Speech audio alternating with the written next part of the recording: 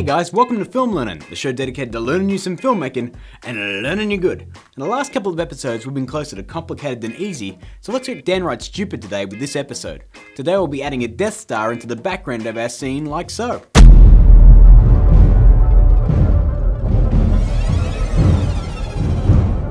This technique is super versatile too. You can use it for all kinds of shots. You can have a ship in the background, a sun in the distance, hell, you can even have a giant cartoon banana for all I care. Now for this effect you'll need two things, some footage of where you want the effect to be, and the asset you want to composite in the scene, in this case our Death Star.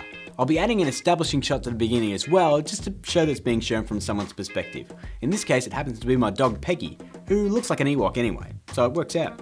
We'll be working with a moving shot in this example, but if you want to use it on a static shot, it's up to you. So let's hit it. Let's drag and drop our footage into a comp. Next we'll head down here to Tracker. If Tracker isn't in your viewport, you can head up to Window and just scroll down until you find Tracker and click on it. Next we'll hit Track Camera, and depending on the length of your shot and the level of movement, this can take a little bit of time. Once it's done, hit Create Camera and you'll see a whole bunch of tracking markers appear. Hover over a spot where you want to place your object, right click and hit Create Null. We now have a null that represents where your object will be, so let's drop your object in.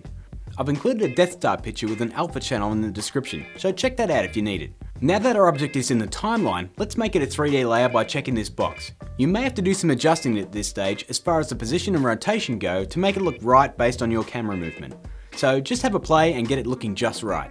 Once you're done, we'll grab the pick whip and then parent the object to our null. The next step is to turn on motion blur and then switch it on for the object layer. Lastly, since our object is off in the distance, we want to give it that trademark haze to sell the impression that it's on the horizon. So let's head up to Effect, Color Correction, Brightness and Contrast, and we'll pull back on the contrast until we're happy.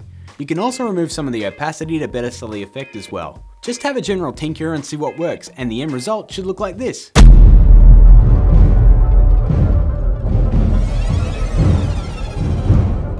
You now have a Death Star on the horizon in your scene, perfectly synced to your camera movement. Told you it was easy.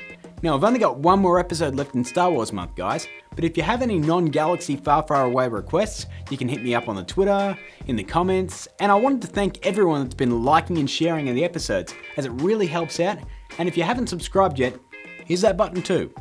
I've got a bet going with a buddy that I can get 1,000 subs before the end of the year, so let's prove him wrong. And as always, keep learning!